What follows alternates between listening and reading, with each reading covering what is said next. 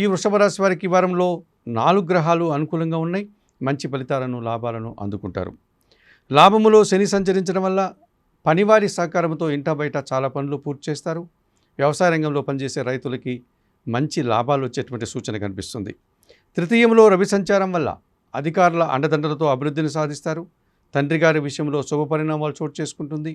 ప్రభుత్వం నుంచి కానీ తండ్రి నుంచి కానీ సహాయాన్ని అందుకుంటారు. ద్వితీయంలో గురు సంచారం ఉంది. కుటుంబంలో సంతోషకర వాతావరణం నెలకొంటుంది. విద్యా సంబంధమైనటువంటి విషయాల్లో సుఫలితాలు అందుకుంటారు. సమాజంలో మంచి పేరు ప్రఖ్యాతులు తెచ్చుకుంటారు. జన్మరాశిలో శుక్ర సంచారం వల్ల కుటుంబ సౌఖ్యాన్ని, స్త్రీజన సహకారంతో విందు వినోదాల్లో పాల్గొనేటువంటి పరిస్థితి మీకు ఈ వారంలో ఉంటుంది. చతుర్థంలో కేతువు సంచరిస్తున్నాడు.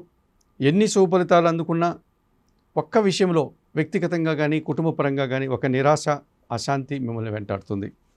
ఈ రాశి వారికి వారంలో సోమ, మంగళ, శుక్ర, శనివారాలు అనుకూలంగా ఉన్నాయి. దానాలు ఇచ్చేటువంటి క్రమంలో ఈ వృషభ రాశి వారు ఉలవలను బాగా ఉడికించి బెల్లం పొడితో కలిపి ఆవులకు ఆహారంగా దానం చేయండి. స్తోత్రపారాయణ విషయంలో గణేశాష్టకం చదువుకోండి. ఆలయ సందర్శన కార్యక్రమంలో భాగంగా వృషభ రాశి వారు గణపతి స్వామిని దర్శించి నమస్కరించుకోవడం వల్ల మరింతగా మంచి ఫలితాలను అందుకోగలుగుతారు.